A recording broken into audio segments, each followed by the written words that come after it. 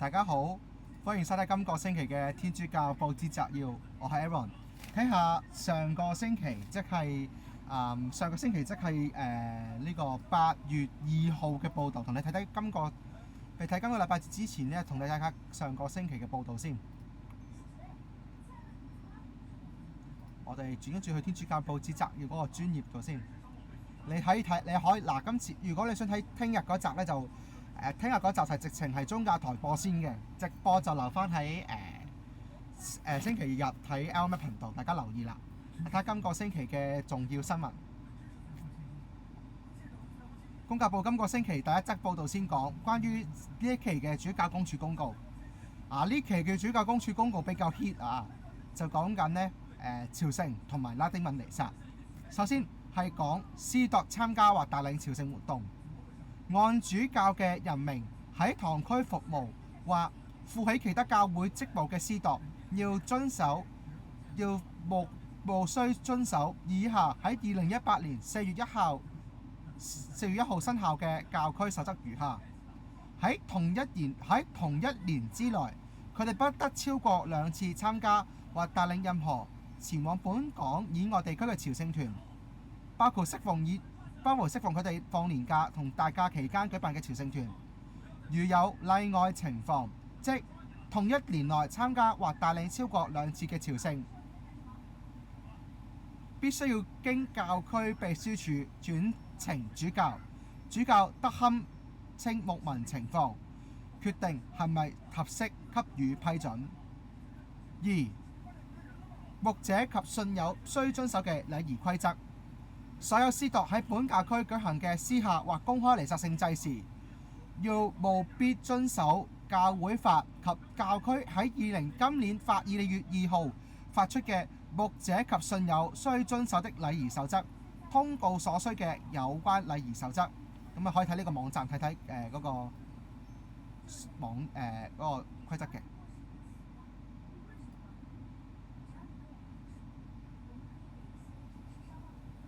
咁大家留意啦，即係提翻大家。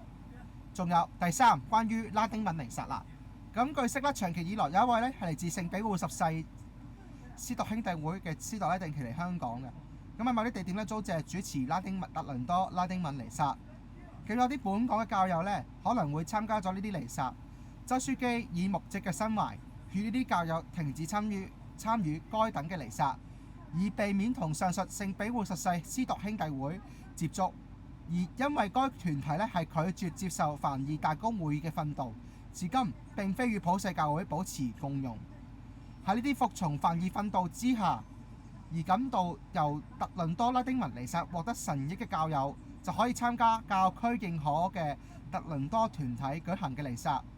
而呢個團體係逢主日中午12點半喺進教之友堂舉行嘅。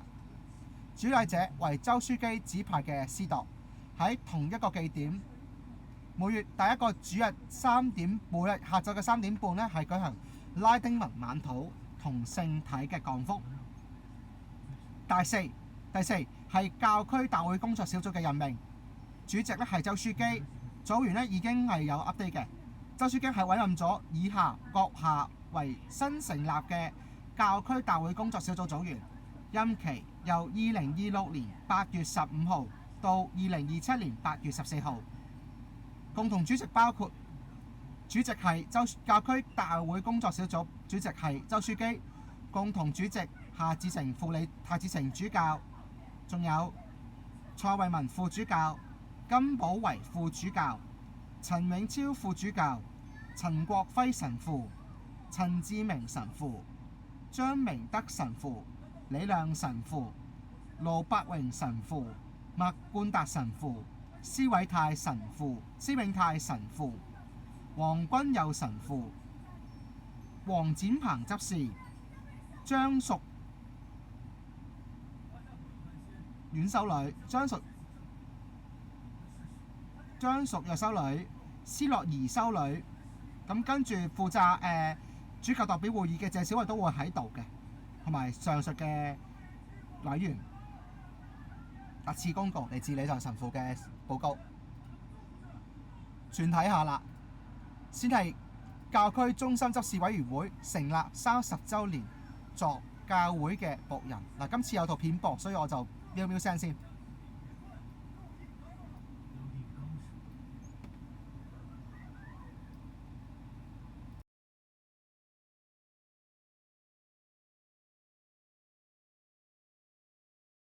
為咗慶祝教區中心執事委員會成立30週年，7月26號喺堅道聖母無原罪主教座堂舉行感恩祭，由陳永超副主教主禮。超副喺講道中同大家一齊回顧委員會成立嘅歷史同因由，彰顯出共議同行嘅精神。點樣共議同行嘅精神呢？因為一般培訓聖職嘅呢，從前嘅教會就一定係交俾神職人員去做啦。咁但係委員會嘅成員唔係，有司鐸啦，有其他嘅信友。呢一種嘅情況咧，就使我記翻起就喺早幾年嘅時候，方濟各教宗召開嘅呢一個共議同行嘅會議，佢就係邀請晒所有嘅人一齊去傾關於教會嘅事情，我哋嘅教會嘅發展方向啊，各樣嘢好睇到原來喺幾十年前，我哋整個嘅香港教區其實已經朝住呢一條路走。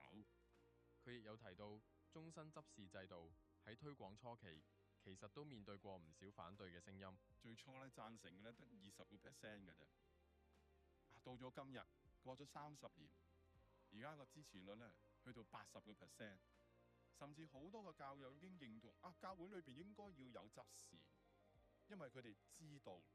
因為佢哋見證到，其實最清楚嘅咧係陳志明神父自己。但呢個職務嘅恢復咧，主要為已婚嘅人士，所以可以講話一個人咧，佢領洗嘅時間已經屬於耶穌基督。不過喺呢一個屬於耶穌基督裏邊嚟講，佢揀佢嘅終身生活，其實啲人選擇咗婚姻生活，即係話佢願意通過呢一個婚姻生活咧嚟表達對耶穌嘅關係。一種學習耶穌，一種奉獻。不過喺呢一個婚姻生活裏邊，有啲人再有一個召叫，我唔單止係為呢一個家庭服務，會唔會有一個更大教會大家庭呢？咁執事其實佢哋唔係低級嘅神父，亦都唔係高級嘅教友。執事嘅特質咧就係服務，有3方面服務嘅。第一就係聖言服務，第二咧就係為祭台祭獻服務。第3喺社會當中做見證同埋服務嘅。咁所以有時你見到執事都唔係成日喺聖堂，因為佢哋主要嗰個崗位咧唔係喺教堂裏邊嘅，其實係可以話代表教會喺社會當中去實踐耶穌基督馬太福音第25章所講嘅，有啲人冇嘢食啦、坐監啊、病啊、露宿者啊，執事就代表教會喺嗰度同佢哋一齊陪同佢哋，同埋點樣幫助佢哋能夠明白到主耶穌基督嗰份嘅愛。教區現時有48位終身執事，穿梭喺堂區、醫院、監獄同各個愛德服務團體。佢哋嘅太太更默默喺背後支持，同心同行。所以超副喺講道尾聲，特別感謝每一位執事家人嘅無私犧牲。喺度都再一次多謝喺過去嘅呢啲年頭參與喺呢一個事工嘅弟兄姊妹，特別多謝每一位執事嘅家人。你哋的確犧牲咗唔少，我相信特別係太太都願上主豐厚嘅恩寵呢，配降喺你哋身上，使你哋可以享受到夫婦之愛，同埋喺上主之內呢份愛嘅甘飴。願上主美好嘅祝福時時臨於你哋嘅家庭。好多謝公教報嘅片段啦，呢個係上個星期嘅報導嚟嘅。聽日就係即係今個星期報導噶啦。上個星期報導繼續睇睇第12屆亞協大會正式圓滿閉幕。全體大會喺2026年7月20號到26號喺印尼首都雅加達舉行。嚟自亞洲各地120位書記同主教一齊齊聚一堂。今屆大會以共議同行的歸依與成為亞洲橋梁及搭橋者的使命為主題，強調地方教會喺推動共議同行嘅核心角色，並呼籲亞洲教會喺多元文化同宗教背景之下成為和平嘅建設者。教宗良14世派遣格拉西亞斯書記為大會特使，並主持閉幕彌撒。天主教香港教區主教周守仁書記與東帝汶嘅杜卡莫書記共祭。喺講道當中，格拉亞西斯書記指出，公義係教會俾世界最偉大嘅禮物之一。教會嘅使命係使人共聚，促進修和，並成為和平嘅工具。彌撒共融入咗印地各地嘅文化傳統，展現住亞洲嘅多元文化。信友禱文以多種嘅語言進行，凸顯教會喺多元民族文化語言中嘅合一。主教會議秘書長格雷克書記喺演講中指出，公義並非係抽象嘅概念，而係喺日常生活當中嘅實踐。地方教會亦唔係普世教會嘅行政分支，而係真正嘅具體臨在。喺共議過程當中，佢提出一項重要嘅創新：持續回饋，使共議成為雙向甚至循環嘅過程，保持與地方教會嘅真實生活緊密相連。佢強調亞洲教會嘅獨特性、宗教對話、文化多樣性、基督徒只佔少數，以及窮人嘅親近，都係聖神持續個工作嘅長城。亞協主席費朗書記形容亞洲地區嘅基督徒常處於少數嘅聲音，經常面對挑戰。但佢強調，教會唔應該以恐懼回應，而係被召叫去建立關係，促進對話，推動修和。呢個使命使基督徒成為民族、文化與宗教之間嘅搭橋者。菲律賓卡洛奧坎主教兼亞協副主席達美書記亦都響應呢個呼籲，指出基督徒對敵意嘅回應不該係築起防禦圍牆，而係共建對話嘅橋梁。教宗良14世則透過視頻信息，鼓勵亞協全體大會嘅與會者繼續推動以愛德為基礎嘅教會合一靈修，加強教會內部及彼此嘅共融，讓上主臨在各地方，幫助整個亞洲成為搭建橋梁者。會議最後通過最終宣言，主題引用咗《若望福音》你若看見比這更大的事，呢個嚟自《若望一書》若望福音1章第50節嘅記載下。周書記亦都有份去參與今次呢個草案嘅。宣言指出，共議並非係單純嘅合作，而係一條通往使命嘅對話之路。宣言確認咗亞洲教會嘅使命，分別要成為4個方面嘅橋梁。第一，信任與對話的橋梁，喺人嘅差異之中建立信仰嘅橋梁。2，和平的橋梁，喺暴力與衝突嘅分裂社群當中建立和平嘅橋梁。第3，憐憫嘅橋梁，憐憫的橋梁，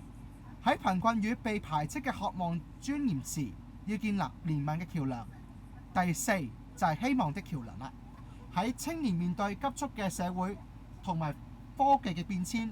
全球分裂與生態危機嘅時候，建立一個希望嘅橋梁。亞協成員同時承諾會後返到各地方教會，成為全教嘅共議教會，懷住確定嘅希望，一同走向更大嘅事。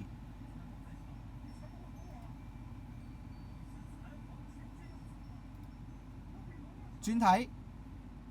教宗係勸勉善用夏季嘅時光，為靈修與愛德作準備。假期唔單止係休息，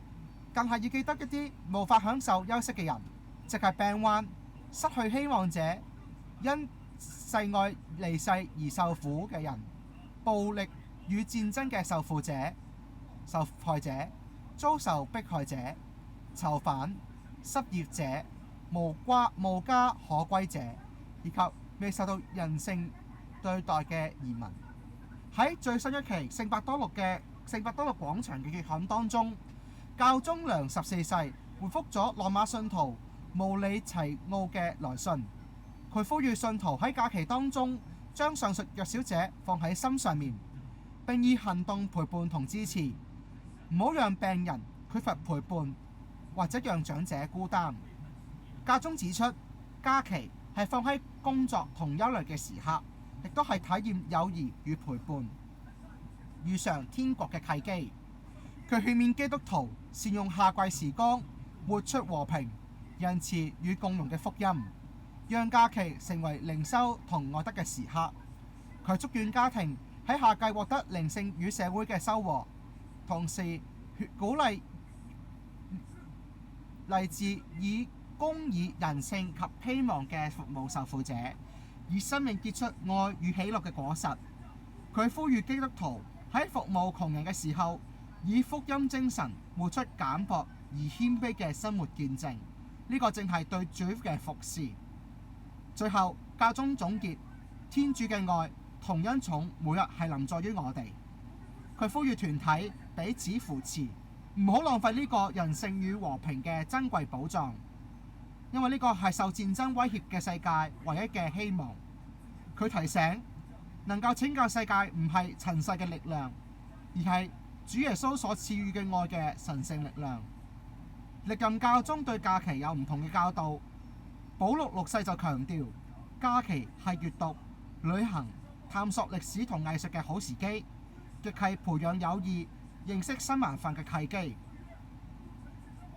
若望保祿二世就認為，假期係享受寧靜、恢復身心和諧嘅時刻，亦都幫助我哋人重獲得自己、他人與環境嘅平衡。而本篤16世就提醒，假期係沉浸於大自然嘅良機，透過自然嘅接觸，人能夠重新定位，意識到自己係受造物，又因為無限敞開而能夠承載天主。教宗方濟各就咁樣話，前任嘅教宗方濟各就話，假期係深化靈修旅程嘅時刻，亦都係增強身心嘅力量。佢鼓勵信徒喺假期託付於聖母，使我哋同天主聖言和諧一致，讓基督成為生命嘅光與指引。假期期間出呢啲咁嘅對話，其實教宗嘅教導都好緊要㗎嚇。今年呢14世就話，教宗良14世教我哋呢一任嘅教宗啊，即係阿良14世特別呼籲我哋信徒喺假期當中多啲關懷弱小者，多啲去行動陪伴支持，唔好讓病人缺乏陪伴同埋長者孤單，多啲去關心弱小嘅人啊！呢個係今年呢一任教宗想提醒我哋嘅信息。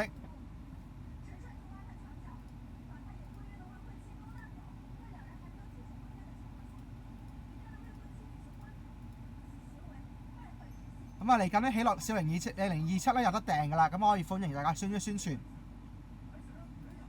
睇得則報導關於聖像畫交流活動，靈火天地同聖像畫香港研究社邀請咗台灣著名聖像畫師董蘭芝老師喺8月去到香港進行聖像畫嘅交流活動。8月9號嘅靈火天地中心舉行公開講座活動，主題為不沾上的祈禱。聖像畫香港研究社主席兼導師洪其文亦期望參加者藉住活動初學懂欣賞聖像畫，並能夠以聖像畫為祈禱嘅媒介，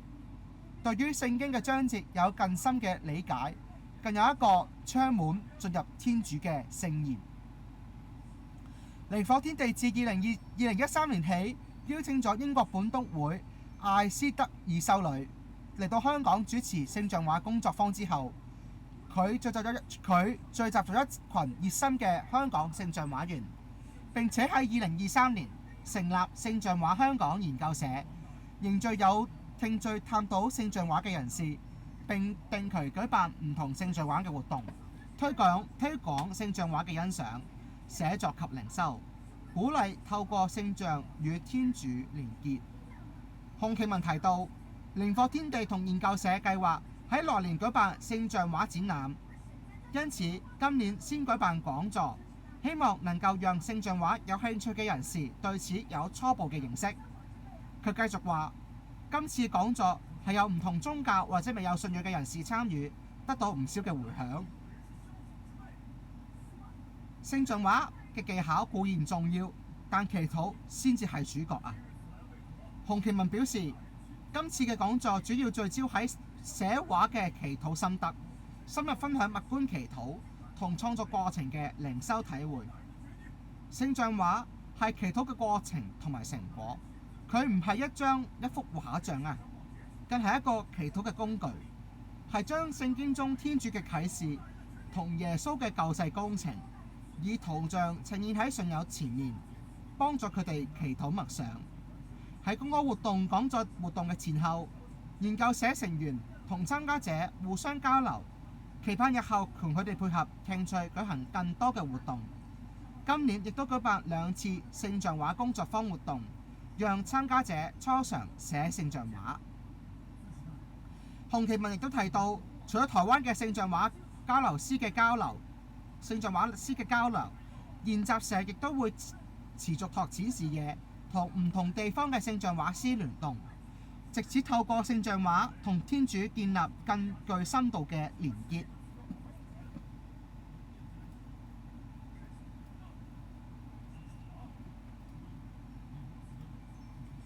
一些陣轉頭翻嚟有其他新聞。